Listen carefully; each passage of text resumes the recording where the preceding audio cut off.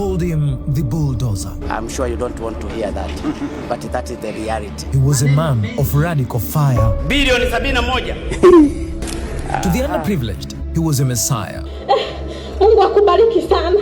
Uendelee kuwasaidia na wengine wasiojiweza kama mimi mzee wangu. The man who snatched the nation from the grip of thieves and gave it back to the people. Tanzania tumechezewa mno, na kama kuibiwa tumeibiwa mno. Mimi niko serikalini najua. But to those he silenced, he was a despot. A man who replaced the rule of law with his personal will. Na sasa hivi atoke nje. Dharau ya moja kwa moja kwa taratibu za kisheria. Sisi tukizungumza kuhusu nyie mnatuweka polisi, mnatupeleka mahakamani. Lakini rais akizungumza kuhusu sisi mkitukashifu, nyie hakuna pa kupelekwa. This was a man who shattered tradition by placing the fate of Tanzania in the hands of Samia Suluhu Hassan, who would eventually become the nation's first female president. Mama huyu ni mama safi na ni mchapakazi safi. This was a leader who dismissed the high-ranking officials in public and laughed while he did it. Kuanzia sasa Kabwe nimemsimamisha kazi.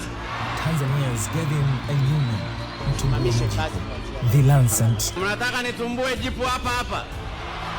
He didn't just lead, he performed a magnification of a state, building more mega projects faster than any president in the history of Tanzania. Nataka Tanzania iwe kama Ulaya. Hakuna mtu atakaye kuja kutujengea Tanzania. And in the process, he ruled with an iron hand. Watakaoleta vurugu mimi nitawashughulikia kikamilifu bila huruma. Mimi sijaribiwi na wala sitajaribiwa. Mocked a global pandemic and narrowed the democracy that had elevated him.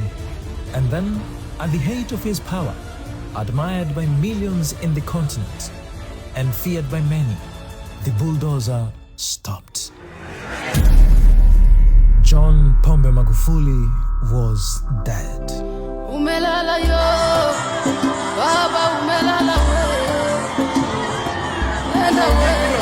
Baba, amedeka mashule mengi. Sasa, aje tukamzika mzee wetu.